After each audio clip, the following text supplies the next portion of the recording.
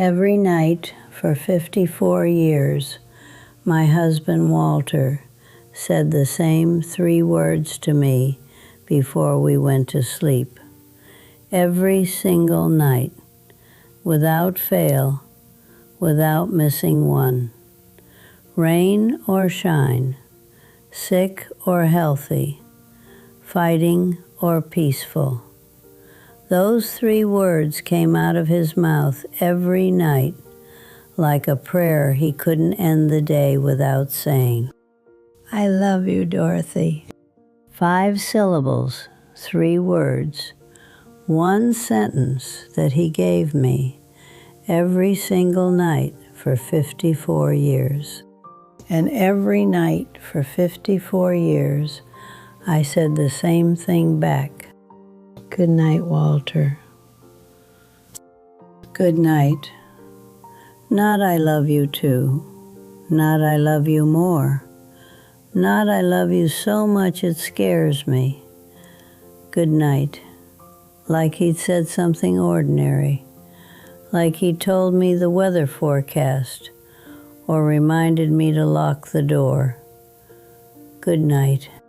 I'm 91 years old. Walter has been dead for 5 years, and the word good night is the word that haunts me. I hear it in this room every night. I hear my own voice saying it, flat, automatic, the response of a woman who took a gift and gave back nothing. 19,710 nights. That's how many nights we had together. I calculated it after he died because I needed to know the number. The exact number of times Walter said, I love you, and Dorothy said, good night. 19,710 declarations of love. 19,710 dismissals. Let me tell you about Walter so you understand what I wasted. Walter was not a man who said I love you casually. He grew up on the farm in Nebraska. Hard people, good people, but not people who spoke feelings out loud. His father never said I love you to him, not once. His mother said it once that he could remember, on her deathbed. One time in his whole childhood.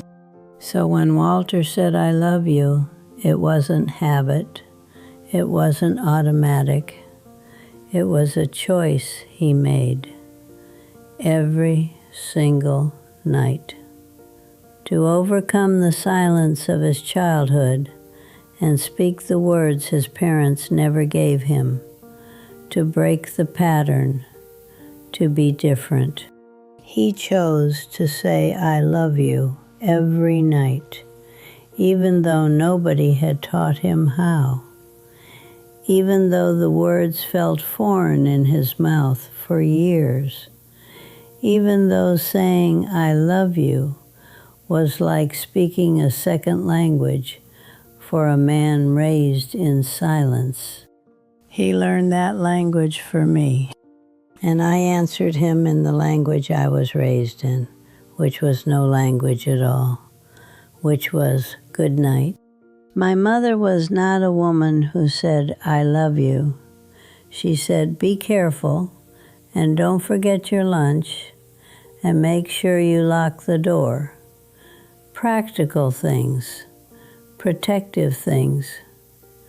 Love was implied in the protection. You didn't need to say the words because the actions said them. That's what I believed. That's what I brought into my marriage. I believe that Walter knew I loved him. How could he not? I washed his clothes. I made his meals. I raised his children. I stayed with him for 54 years. Of course I loved him. The love was obvious. It didn't need to be spoken. Speaking it was redundant. Speaking it was what people did in movies. Real love was silent. Real love was shown. But here's what I didn't understand. Walter didn't need me to show him love. He needed me to say it. Some people feel love through actions. Some people feel love through words. Walter felt love through words. And I gave him actions. For 54 years, I gave him the wrong language. For 54 years, he asked me in his language, and I answered in mine. And we were two people speaking different languages in the same bed. He told me once, year 32. We were sitting on the porch after dinner. The kids were grown and gone. It was just us. And he said, "Dorothy, can I ask you something?" I said, "Of course." He said, "Do you love me?" And I laughed. I laughed at him. Can you imagine? My husband of 32 years asked if I loved him, and I laughed like he'd asked if the sky was blue. "Of course I love you, Walter. What kind of question is that?" He said, "I just wanted to hear you say it." And I said, "Well, I just did." That's what I said. Well, I just did. Like I'd checked a box. Like I completed a task he'd assigned me. Well, I just did. Past tense, done, finished, moving on. He never asked again. 22 more years of marriage. 22 more years of "I love you, Dorothy," from his side of the bed. 22 more years of "Goodnight, Walter," from mine. And he never asked again if I loved him. Because asking hurt too much. Because the answer I gave wasn't really an answer. It was a deflection. "Of course I love you." Well, I just did. Statements that technically contained the words but didn't contain the heart. Didn't contain the looking in his eyes and meaning it. Didn't contain the saying it first without being asked. He died on a Tuesday night, here, in this bed, in his sleep, the way everyone hopes to go. Peaceful, no pain, just here and then not here. But before, right before, an hour before he died, though we didn't know he was dying, he turned to me in the dark. I heard the sheets move. I felt his hand find mine under the blanket, and he said it, the same way he'd said it every night for 54 years. "I love you, Dorothy." And I said it, the same way I'd said it every night for 54 years. Good night, Walter. Good night.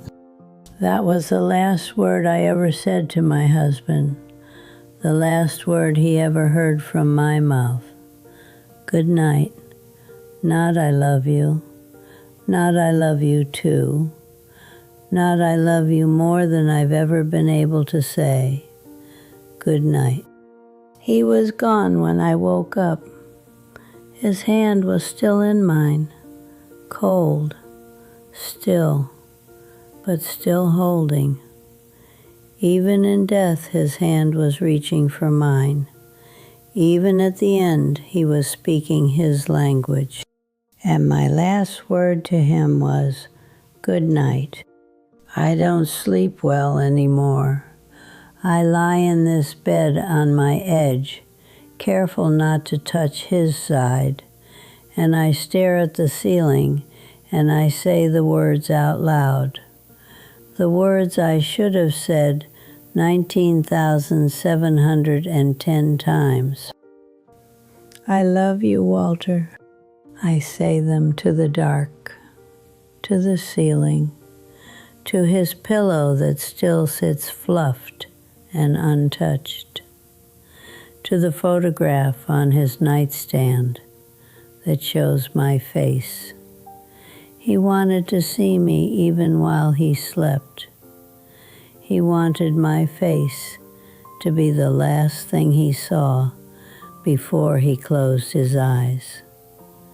And I couldn't even give him 3 words. I say them now, every night, out loud, into the darkness where he used to be. I love you, Walter. I love you. I loved you then and I love you now. And I'm sorry it took me 54 years and your death to learn how to say it. But he doesn't hear me. The words that were so hard to say when he was alive fall out of my mouth so easily now. Now when there's no one to hear them. Now when they're just sounds in an empty room. Now when they can't do the one thing they were meant to do, which is make him feel loved.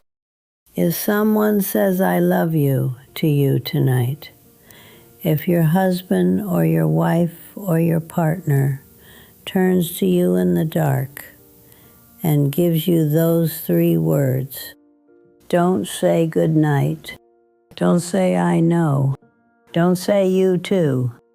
Say it back, full, complete, their name at the end, looking at them if you can see them in the dark, meaning it with your whole chest.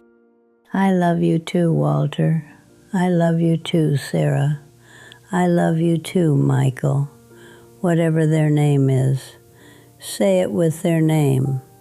Names matter. Names make it personal. Names make it real.